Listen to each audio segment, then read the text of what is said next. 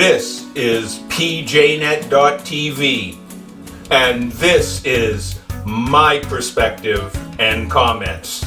In this video segment of My Perspective and Comments, we cover politics, society here and abroad, and the events of the day that are shaping our nation.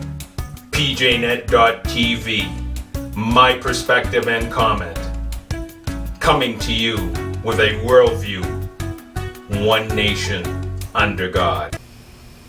Welcome to My Perspective and Comments. And I'd like to start out today discussing some changes in the CDC and admissions that mistakes were made regarding COVID. And this past week, CDC has said that there were mistakes made. But what did they talk? What did you hear in the background of what they're going to do to resolve this problem? And that's the rub. They haven't learned anything.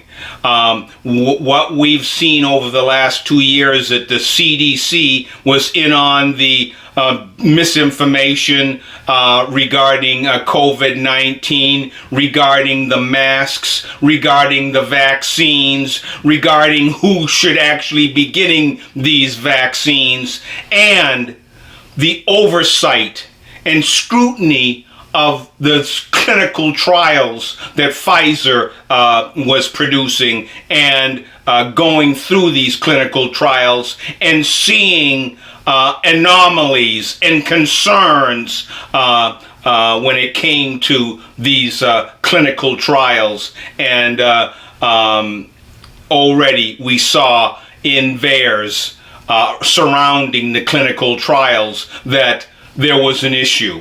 And that's what the CDC should be scrutinizing, is the data that they brought in. Was it selectively looked at? And with one pathway only, we've got to get the vaccines out regardless of what the data says.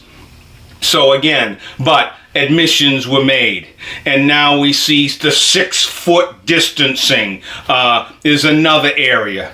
But folks, what do we still see happening here in some of these schools around the country? They still want to put these face diapers on our kids, and parents need to stand up and voice loudly, and these leaders, so-called leaders, the governors in these red states, need to stand up and say, we're not going to impose the medical tyranny that we've seen over the last two going on 3 years. And again, when we start talking about mistakes and admissions from the CDC, when are they going to say, well, wait a minute, these so-called mandates that we see in our military need to be withdrawn right away? And we need governors to stand up and start, writing state laws that put more pressure and support our troops, especially when it comes to the states, our National Guard.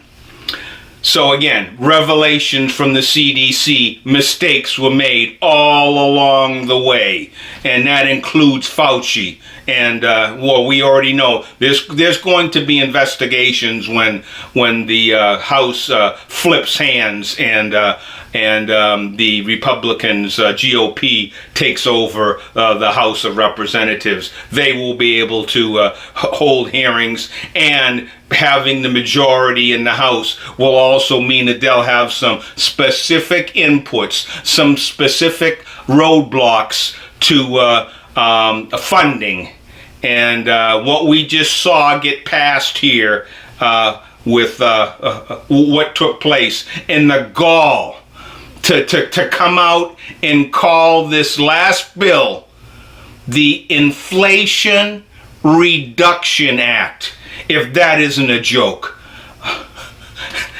I'll tell you what, if you believe that, Inflation Reduction Act, I have some swampland in the Sahara Desert I have for sale for you. Crazy. Inflation Reduction Act. And we're already hearing from economists saying there's no, why did they call it that? Because that's not what this is going to do. How can you increase spending? And how can you tax more business? And they say it's going to be just the high earners, but guaranteed they didn't hire 87,000 IRS agents just to look at some billionaires. Everyone's going to be attacked by this IRS. And we've already seen government being weaponized. We saw with Lois Lerner in the IRS how they targeted the conservatives. And it looks like that's exactly what they're gearing up to do right now. When we talk about, again, the failures that we see from this administration, and I just want to talk another failure in full display this past week. As a matter of fact, the Taliban was celebrating last week. Why? Because a year ago today, we saw the failure of the Biden administration and the military in that Afghanistan debacle.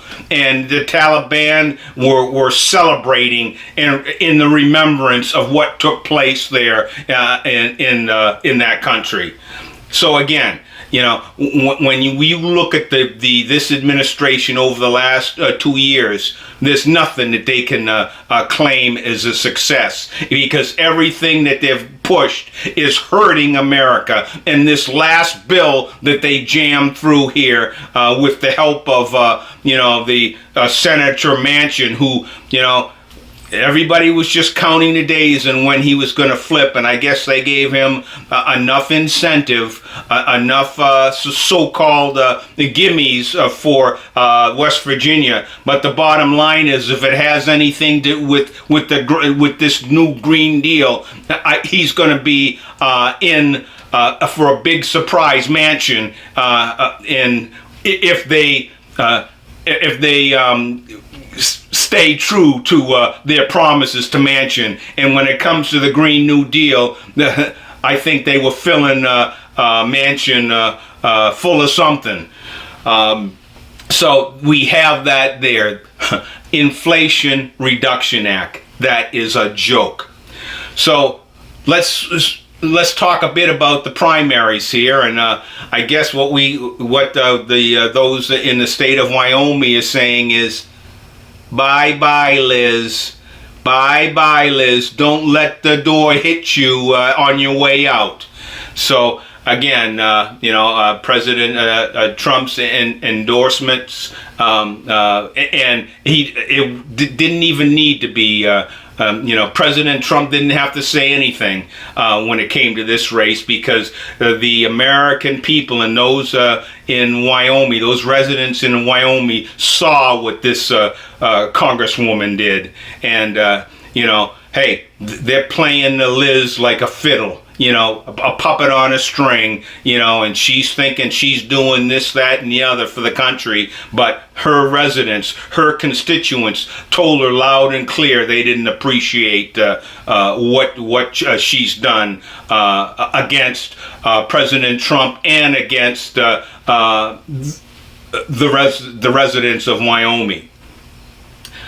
What we've been witnessing here, and we'll talk quickly about Mar-a-Lago, President Trump's residence, and I guess the only thing you can say here is that we're actually witnessing right here, taking place right now, the DOJ being weaponized politically to go after President Trump, and the FBI and some of the same players that were involved in the Mueller's investigation, and how the FBI massaged that and brought that forth, and some of the bad actors that were back then. There was still some left in the FBI, and it looks like some of those players were involved in this situation.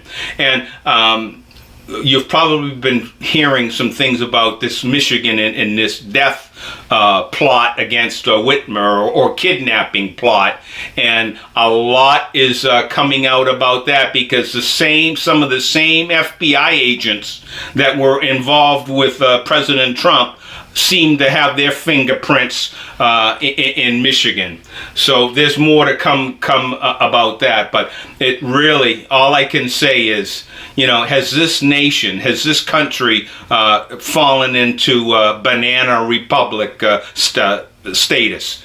Because what we're seeing directly, politically going after who will, if he chooses to run, will destroy Biden in the 2024 election, if President Trump chooses to run. And so what do we have here? Politically going after, trying to politically destroy President Trump. And again, when you look at some of the backstory and so what led up to this, the FBI was at Mar-a-Lago months ago and recommended, another lock being put on,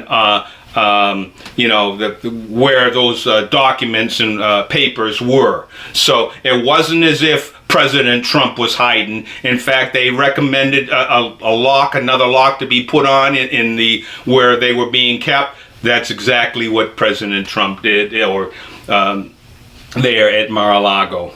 So again, this sure looks like it's politically motivated. I'd like to have us, talk a bit about, what we've been seeing here in, Satan on display. And what am I saying here? Well, if you've been watching over this past summer and over the last few years, we've seen the rise of transgenders and the push to go after our kids. And this past week we saw this video ad for the Boston Children's Hospital talking about hysterectomies for our young people. And they've kind of been backtracking and saying, oh no, we're talking about anyone over 18. Boston's Children's Hospital. So they can talk and tap dance. We're talking about this age or that age, but they are dealing with our young people, our children at that hospital. And now I've got a video clip that's going to be showing not just Boston Children's, but we're going to see a hospital here in Texas. And we're going to see a result where Governor Greg Abbott and his Attorney General Ken Paxton put some teeth in that direction regarding transgender and stopping this mutilation and child abuse against the children there in Texas. And I'm glad to see that. I've been kind of critical in some areas with Governor Abbott, and I sure wish that he was a little bit more forceful, and there were some more issues like Governor, America's Governor, Governor Ron DeSantis, and maybe follow his lead. I just wish there was more being done there. We saw Governor Abbott doing some good things with taking these illegal immigrants, illegal aliens coming across the border and shipping them on up to D.C. and New York, and you heard the screams and the squeals from some of those mayors there of Adams and Bowser in D.C. But again, what it looks like we saw Carrie Lake winning her primary, and what she has already said right up front is that she likes what Governor Ron DeSantis is doing, and that's her direction to to be more forceful and to go after these issues. And what she said is this is an invasion, and declare it an invasion there in Arizona. So I'm hoping that we see here and there. The Governor Abbott has been doing some things, but I'd like to see him do more. And we're talking about potentially Governor to be Carrie Lake is one, but there are other governors out there that say from a red state, but you don't hear the forceful messages like we see from America's Governor Ron DeSantis. But right now we're going to hear from Boston's Children's Hospital. We're going to see a video clip here from again Dallas, and another hospital talking about gender affirming therapies and that pushed. So here, take a look at these video clips regarding going after our kids with these transgender push and so-called therapy for our children. Take a look.